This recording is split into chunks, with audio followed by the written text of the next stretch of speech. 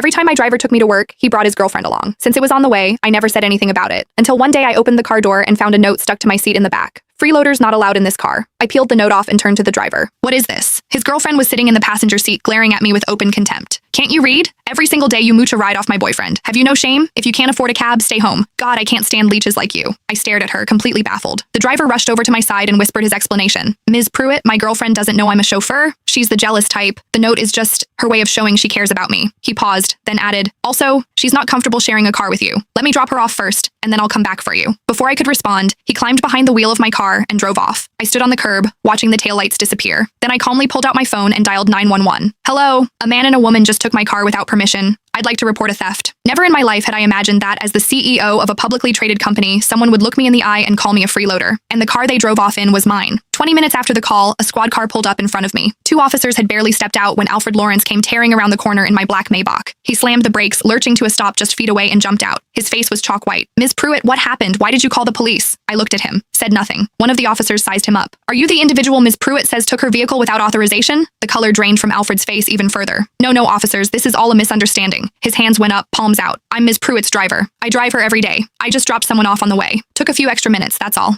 Nobody stole anything. He gestured frantically at the Maybach behind him, forcing a grin. See? I brought the car right back. First thing. The officers looked at me, then back at him. Ms. Pruitt, do you want to press charges? I was about to answer when Alfred leaned in close, his voice dropping to a desperate whisper. Ms. Pruitt, please. For my father's sake. He drove for you all those years. Just let this one go. He swallowed hard. You know my dad's health isn't good. I finally found a girlfriend, and it's the one thing he wanted from me. What I did back there was just to keep things stable between her and me. I had no choice. The mention of his father softened something in me. Owen Lawrence had been my chauffeur for 6 years. Honest, dependable, steady behind the wheel, and never once a source of trouble. In all those years, he had never been late, never gotten a single violation. Every holiday, when I handed him a bonus, he'd try to wave it off for a solid 5 minutes before finally accepting. 3 months ago, Owen was diagnosed with a lung condition that required long-term rest. He had no choice but to resign. On his last day, he stood in my office, rough hands twisting together, clearly wanting to say something but unable to get the words out. Finally, face flushed with embarrassment, he told me his son Alfred had just lost his job. If the company had an opening, could I possibly give the boy a chance? Owen had been an honest man his entire life. He had never asked anyone for a favor. That was the first time. Out of respect for him, I said yes. For the first 2 months, Alfred did fine. Though he wasn't exactly the kind of driver who never gave you a moment's worry, he at least did what was expected. Pickups and drop-offs were on time, and the car was always spotless. But starting last month, things changed. The day it began, Alfred came to pick me up, and there was suddenly a woman caked in heavy makeup sitting in the passenger seat. I stared, confused. Alfred hurried out to open my door and explained in a low voice, Ms. Pruitt, this is my girlfriend, Kara Fox. Her workplace is on the way to the office, so I figured I'd give her a ride. I nodded and said nothing. Giving someone a ride along the way wasn't a big deal, but gradually something started to feel off. What was supposed to be on the way turned into a fixed, daily routine that never varied.